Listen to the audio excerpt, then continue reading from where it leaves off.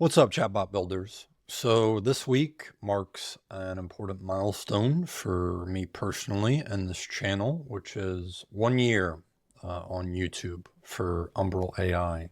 So I thought it'd be a good idea to maybe take this to take a back seat and kind of review what's happened this year in the AI chatbot building space for me personally, and kind of go over some things that I thought worked, some good ideas, some things I probably would have done differently if I had a, kind of do-over, as well as kind of just give some general thoughts on the landscape and maybe look into 25, because we are coming up on the end of the year here.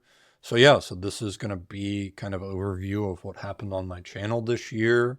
We'll talk a little bit about, some finances and some money and some things that I've never really talked to you guys about. So let's kind of get into it. So happy YouTube birthday to Umbral.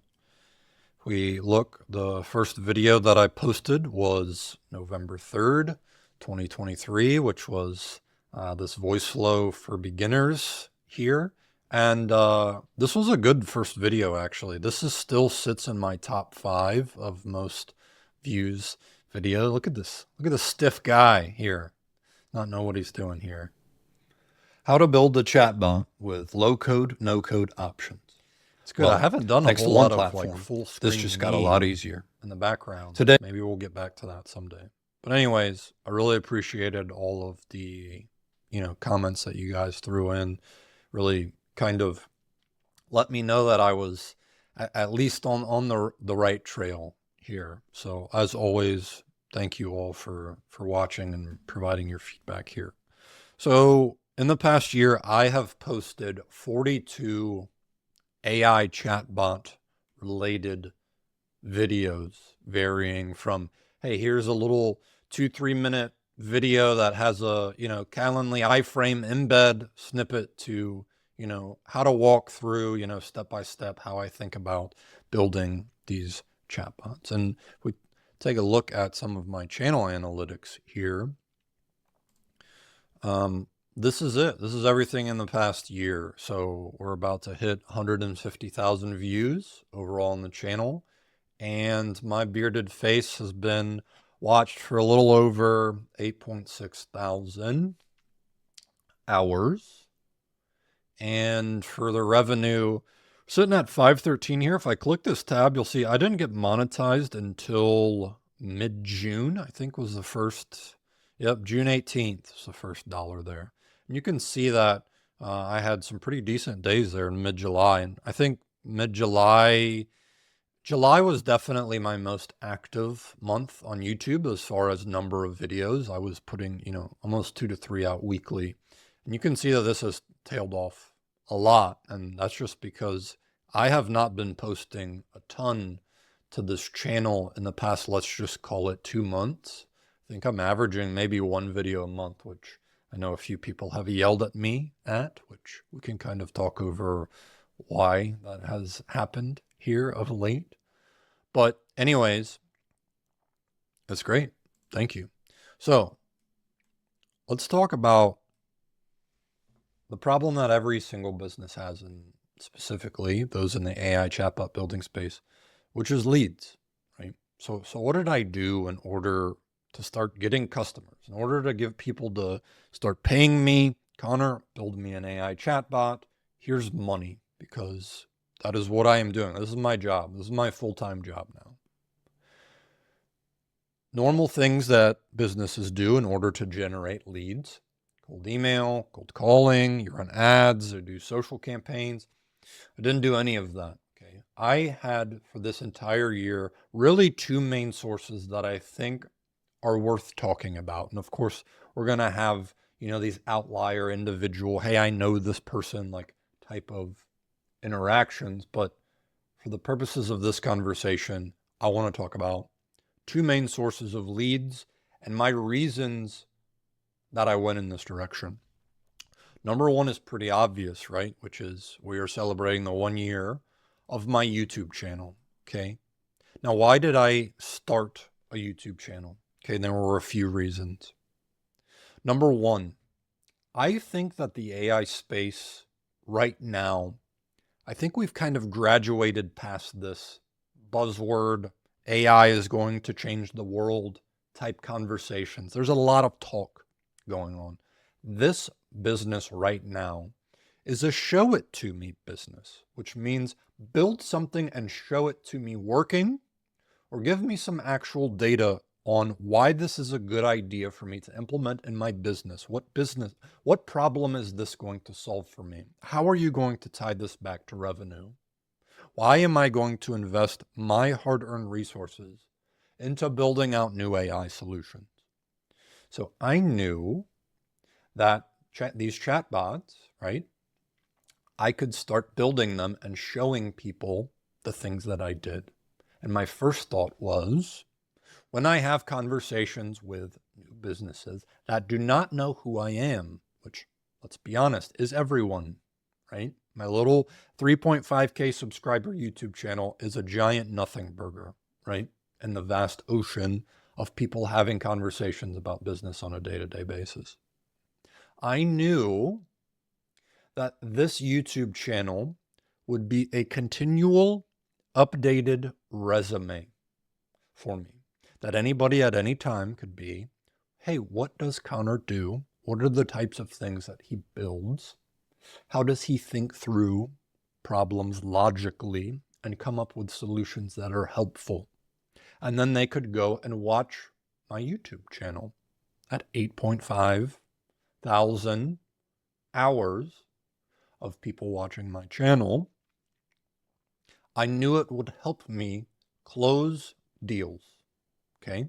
I don't have a huge sales background.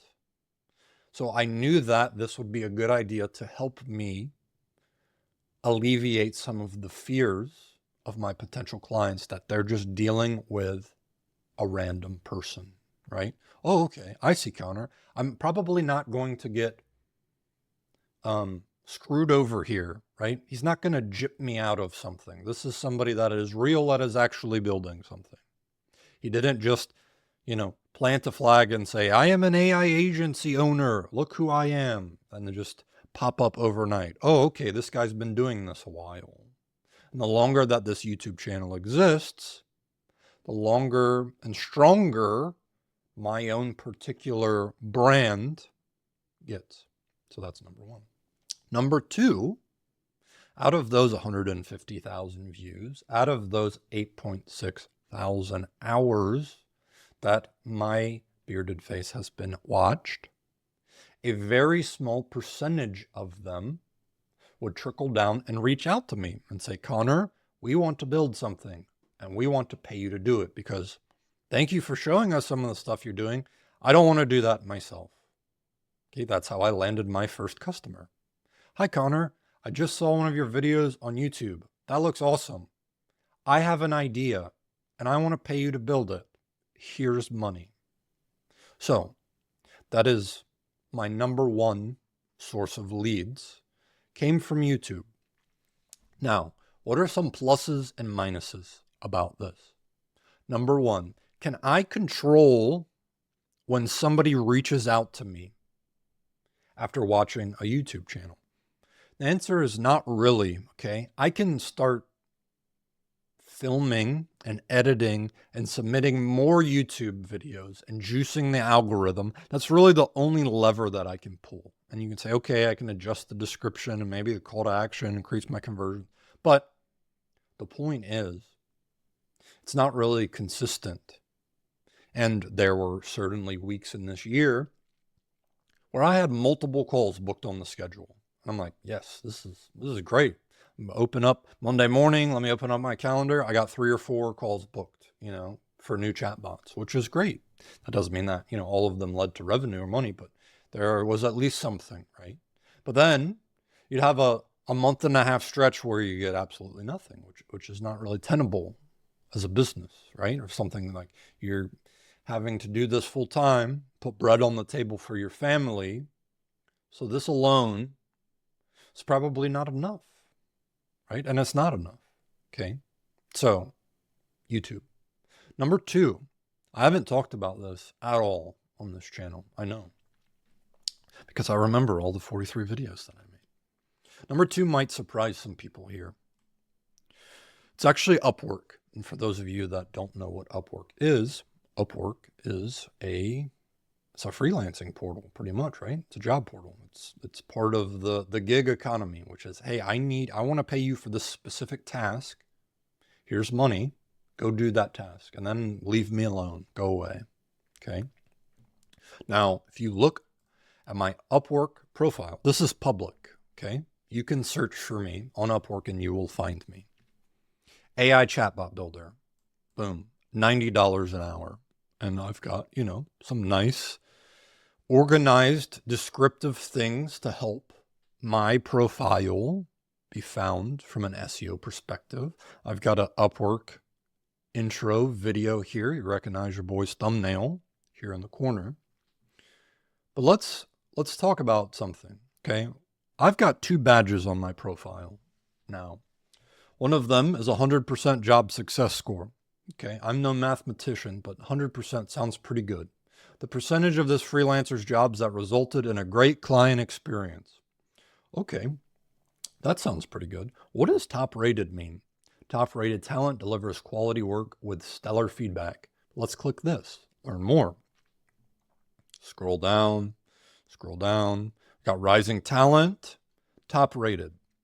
When you see the top rated badge on an Upwork profile, it means that a person is considered to be in the top 10% of all Upwork users. It's a pretty powerful statement and badge that is now attached to my profile. If you choose to work with a top rated professional, you can be confident that you've partnered with a professional that has a track record of providing great services to clients on Upwork. Top-rated talent understands the platform, abides by the Upwork terms of service, and produces strong results. Becoming top-rated is the next step for many individuals and agencies that have achieved the Rising Talent badge. Okay, so let's talk about the money. Look, you can see this is public, right? It's $9,000. That's not a ton, right? And that's over 7 jobs and 75 total hours. Now, I have $90 an hour currently set at my rate. Okay. Did it start there? The answer is no. Let's look at the history, which is also public. Okay. $1,900. Not bad. $1,250. Okay. $373.33 back in February. Okay. $665, $800, $40 an hour, $40 an hour, $55 an hour, $55 an hour. So you can see that I have progressively pushed my rate higher as the year has gone by. Now, those of you that do not know how Upwork works, you have to bid for jobs that get posted. Okay, you have to pay money for connects and then apply and write that you were a good fit and why you were a good fit, and then you go back and forth. It's a very arduous process, okay? And the majority of the leads out there are not that good, right? This is very much a race to the bottom in a lot of cases. So, Connor, tell me, why did you spend the time and effort going through these little jobs here and getting paid not that much money? And I'll tell you why. Because I believe, number one, I think the gig economy is going to continue to grow, where businesses are going to employ and hire individuals to produce very specific results and then say, thank you, we've got it from here, and less from the employee side. So I took the time and effort and energy to go through and apply to these positions and interact with clients and customers and go through some situations that I probably won't do again. This $300 chatbot, I built it live with the client on a Zoom call. That was a long 9 hours. Okay. I promise you I won't be doing that again. But, Joseph, if you're out there, I love you, buddy. Anyways, why would I do this? Because guess who else is on Upwork, hiring people on Upwork outside of random race to the bottom? Can you build me a $50 chatbot? There are also enterprise level organizations that have no problem spending 7 figures plus a year on Upwork for various things. And I know this because my largest chatbot contract to date has just come through Upwork.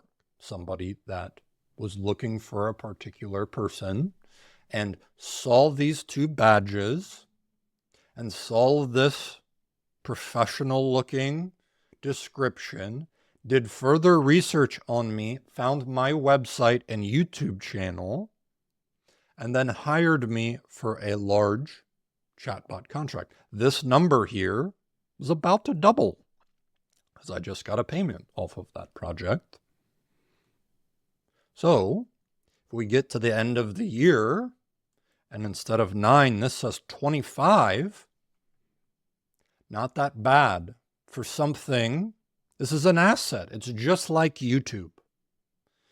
But instead of watch time and views and hours, it will be much more SEO related for somebody that has buying intent. I want to hire somebody to do something for me. Let's see who does this. Let's see who builds AI chatbots. Guess whose profile is probably coming up in the search results? The answer is mine. And because I don't need to do this anymore, I don't need this money at these rates, I can filter out 90% of interactions and let the churn to the bottom continue to go on because I have lifted myself out of it and shown the results. So this is another example of a lead source that's, I won't say it's passive because it took a lot of work to get to this point, but it certainly can become another great lead source for me.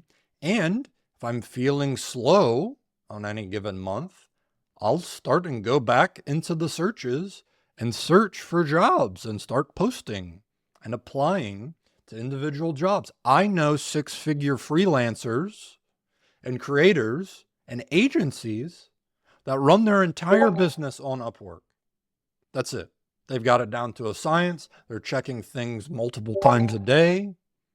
It's just what processes do you want to go through in order to get in front of the customers that you are trying to serve? And I can promise you, as this adoption curve goes up and more people are looking for AI agents and AI chatbots and things of that nature, Upwork is one of the places they are going to go look. Okay, but just like YouTube, if I'm not active applying for jobs on a daily basis, I am very much at the whims of people reaching out to me whenever they feel like it, which is not consistent, even though I just got a really good contract off of this. This doesn't happen every day or every week or every month. So you look at the active ways to bring people in. I have built 2 assets that bring me let's just call it a decent amount of lead flow for an individual freelancer. Now, if I was to say I run an agency and hire a bunch of people and scale this thing out, these 2 sources alone would not be enough fuel. It wouldn't. What's next? What are some of the types of businesses that I've worked with this past year? Because I have positioned myself as a generalist.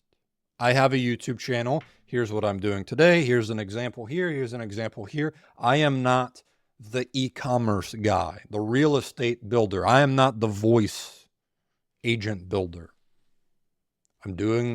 I'm dipping my toes in a little bit of everything. And now that's positive on one end because I've had a lot of different conversations with a lot of different types of individuals, which helps me from a perspective standpoint. And if I can talk to anyone, that's great. I can sell you a chatbot. It doesn't have to be this perfect script. But on the other end of that spectrum, the types of solutions that I'm building for these clients are varying, which is, let's just call it, not the most efficient use of my time on a day-to-day basis. I've worked with some agencies, developing some of these partnerships. It's great. They have the existing clients. They need fulfillment help because this is a new skill and they don't have it. So they can either spend the time, effort, and energy in learning it, or they can just hire me out and subcontract this out or have some sort of partnership set up, split revenue, win-win. I've worked with a manufacturing company, I've worked with a few SMBs, I've worked with a startup, which I put an asterisk pre-funding because it's a lot different, right, than an actual funded startup because the revenue is really just coming off of the founder's credit card at that point. So I think you have a lot different conversations in that lens as far as your rates and how you get paid. Nonprofits. I've worked for a couple of nonprofits now, and I think the value proposition there is really, really straightforward. These nonprofits, they don't have a ton of employees, and the majority of them are focused on almost a sales and trying to help fundraise for the nonprofits. So they have to hire out a lot of different things, especially from a tech side. So if you can automate a bunch of, it's the customer service. Automations help a lot here. And then there are a few franchises that I'm starting to work with as well. So a lot of different types of businesses, which means a lot of different types of chatbots and solutions. Here you go. I know you guys are going to like this. Okay. This is cash collected for me. I know it says profit loss at the top here, but you can kind of ignore this. And I've blacked out the specific numbers here, but I don't think it's that important, right? We all have different races to run. I have a dashed line in the middle here, which is my 9 to 5, okay? And I know I've mentioned on this channel a few times. I left a pretty decent 9 to 5 in order to start doing this, right? And I had a lot of reasons for doing that, but one of them is I wanted to bet on myself and try to do something that I had more direct impact on the outcome, good or bad. Right? I wanted to take a swing. So this channel started in November. I did not get my first customer until January. And then it's woohoo! First customer, I got paid. Let's do this again. And I know a lot of people say, once you get that first one, then you just, it's wheels up from there. That didn't happen for me. The opposite happened, right? I had a very slow spring after that first one, which is evident by the monetary, here. But then things start to get more consistent. They start to ramp up again. I start getting a few decent contracts. And you can see July kind of broke through that first barrier of, okay, I made more in this month building chatbots than I would have if I was working at my 9 to 5. Okay, so that was a nice kind of milestone for me. But then the main question is, can this sustain? It's one thing for an individual month to go over, but what about the next month and the next month and the next month after that? And we're very much still in that process here. Now, some of you might be asking, what happened in September, Connor? And honestly, just by the way that some of these invoices came through and people didn't pay exactly on time things, there's a good chance that September and October are probably sitting both hovering on that line. But I will draw a new line here for what November is probably going to look like. And November is probably going to look like this on this chart. Now, one of the reasons for that is that Upwork contract that I alluded to here. So I have a nice large contract that I am working on that is certainly boosting my monthly revenue. Now, is this going to sustain? And the answer to that is probably not, right? Because that project will end, unless I pick up, some more contracts here in the next 2 months. We'll have to see, right? But I think the point that I want to convey here is that it takes time. I know that a lot of AI agency guru, this is what you can do in order to start selling things to clients, right? It's very easy to get sucked into the thought process of, I'm going to walk into this and I'm going to have AI automate all this stuff and it's going to be great and I'm going to start making all of this money. And at least for me, and the strategy that I used this year, that didn't happen, right? And you could very much easily attribute that to, well, Connor, you didn't do any cold email or cold calling or running ads. You didn't do any of the things that were probably necessary for you to get direct lead flow instantly. And you're absolutely right. And I agree with that. And if I'm looking back, I'm looking at this chart, what are some of the things that I probably should have started doing earlier? It's one of those things, right? I'm still not doing it now, but I'm getting boosted by my contract. I don't want to say that I don't need it, because obviously more is, better if we are comparing it just from straight monetary comparisons.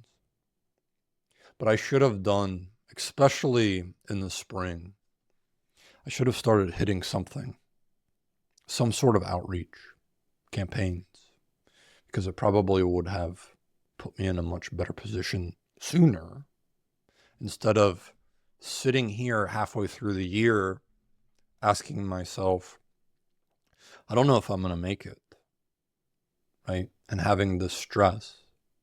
Now, if you're wondering, Connor, how did you get through these months monetarily? Okay, I would have made all of this 0, 0, 0, right? 3 months of no income, and then another 3 to 4 of, peanuts in comparison.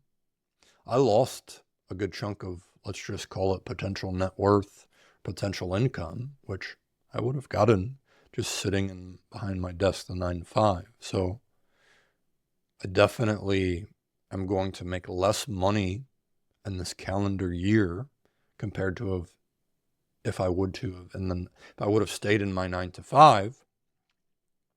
But the difference is, of course, this is mine. This is all mine, right? Every dollar that I earn at this point, it's something that I have helped crafted and shaped, and it hits a little bit different, right? You have a different level of ownership over this type of earned income, I believe. So hopefully, as we look into 2025 and the last couple of months of this year, that the graph stays kind of in this range and less of in this. And I think I've done enough now that I'm confident that it will, right? I'm confident that, I've kind of gotten past that initial ramp up period, and I've got enough to keep me afloat and start injecting additional ways to interact with customers and get in front of the people that I want to talk to in order to get the right projects that I want and deal with the right companies and the right relationships, which just takes time to craft all of that. So if you're somebody that is just starting out or in a lull period, hopefully this might give you a little bit of perspective on some of the timelines involved in some of these things and starting a new business from scratch. So what else can we talk about? What's happening in the space for AI chatbots? Well, I think the tooling is getting better, right? And that's a function of two different things. Number one, the LLM models are being continuously upgraded, right? We've got Claude 3.5 case, you got GPT-01s coming through. The models are getting better. And because of the structure of these AI chatbots, anytime there's a model upgrade, Usually the chatbots are going to be able to handle responses a little bit better, or there will be new use cases and extra things that can be done on top of them. You can give them more, so to say. Well, the second side of this coin, I think, are the building platforms themselves, because as they attempt to eat up the entire pie of, AI agent building software, they're executing on their roadmaps, right? Here's this functionality. Here's this thing we're doing to make your lives easier as a chatbot builder. So I think that I like the direction that both of these things are going, because I can tell you the things that I am building today are much more sophisticated than they were back in the beginning of the year. And I can build that level of sophistication a little bit quicker because the tools are getting better. The second thing I think is worth mentioning is I think more devs are coming into the space and skilling up. And what I mean by that is, as businesses ask for this agentive functionality and asked for AI, chat interfaces, more devs are taking on those projects in-house and looking to these platforms and frameworks and saying, okay, I need to, let me figure out what's going on here. Or the agencies and the companies are hiring chatbot builders saying, hey, teach me what you know so we can get a baseline going. And I can have our devs start looking at the right things and heading in the right direction. So as more and more people come into the community, it's only a plus, right? We get benefits from that, especially because they can, bring in fresh ideas and other ways of solving problems that people might not have thought of before. Number 3 I have is the adoption curve, which I think maybe it's not the craziest thing in the world to say that I have had a better few months these last few months because there are just more companies out there that are searching this functionality, right? So my own lead flow is going up, partially because we are in a growing field. More businesses want to start building out these AI, LLM agents and chatbots and integrate them into their own workflows. Last little bullet point I have here is big tech kind of getting involved. And I know I teased this before, but you've got companies like Meta that are beta testing some of their own AI agent functionality inside of their platforms. But that's just one example here. We're seeing the big boys offering their own products and services that might, cause us to look at and have to upskill ourselves or figure out, because there might be an easier integration or an easier way to build something, or they might come up with their own ways to solve some of these problems. So this is really kind of a general thing, but I think it's still worth mentioning. And for kind of a wrap up here, I'm going to take a sip of water here because I've been talking for 30 minutes straight.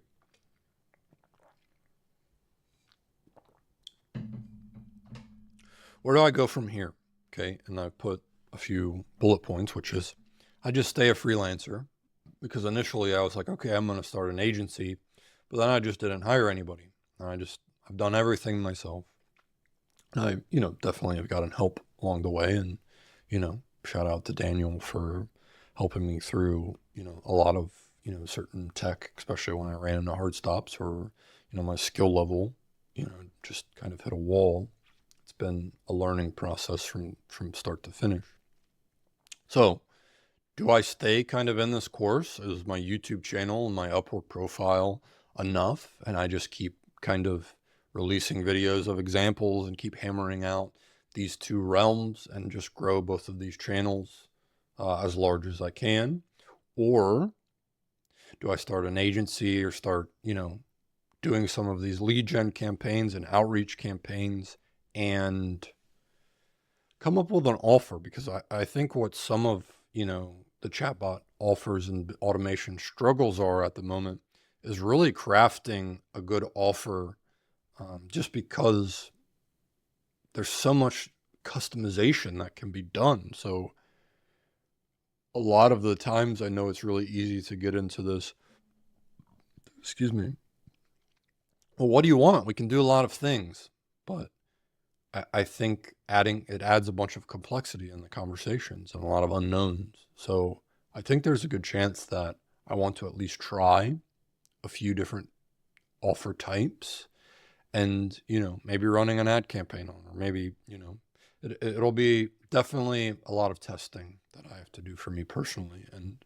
I'll probably reach out to some of my contacts that at least have more experience in this realm, because I have no problem saying that it's just not my area of expertise. Right? And the last one I think is also interesting, which is, do I take a full-time position in the AI chatbot agent related niche? And I have a client that already kind of wants to engage in this discussion with me and has a particular position that they have in mind, which I think is going to become more and more commonplace as these companies look to bring some talent in-house instead of dealing with the agencies or the freelancers, especially if they start getting burned or, things of that nature. I think we're going to start seeing more and more full-time positions be offered from AI chatbot builders, even if it's from a management side. Hey, I want to build out a team. And I want you to manage them and do some quality control or quality assurance or however that position looks, based on what the products you're building on. I do expect to start having some of those conversations. And look, I left my 9 to 5 for a reason, right? So it would definitely have to take, especially now that, I'm kind of treading above water where I was from a monetary, monthly earnings perspective. It would have to definitely be the right opportunity for me to kind of, I don't want to say leave all of this behind, because I don't think that will happen, but having another, type of W-2 type job, again, that doesn't allow me some of the freedoms that I'm currently enjoying, would definitely have to be the right position. And kind of as a final note here, I know that my own YouTube releasing and recordings have been really slow this fall. And that is a combination of a few different things. Number one, I went on a big vacation. Number two, my wife tore her ACL. We're dealing with all of this kind of stress and chaos off of some of her surgeries that keep getting rescheduled. Number three, I've been busy with a lot of my projects and client work. So my, YouTube devoted hours keep getting kind of scrunched, and it's been an easy thing for me to kind of just avoid and neglect, which is not necessarily something that I want to do, right? And probably something that I need to fix. So I don't want this, to get into a situation where I get burned out or I lose kind of the will to keep releasing videos, because I know that it's important, and I think that I am providing at least some base level value and quality to the chatbot building community, and I want to continue to do that. So anyways, I hope this video was at least a little bit helpful and provided some perspective on some of my thoughts. And I will be sure, regardless of, the direction that I take, that I'm kind of giving you guys a heads up as I figure out things and learn things along the way. This is very much a build in public type of situation.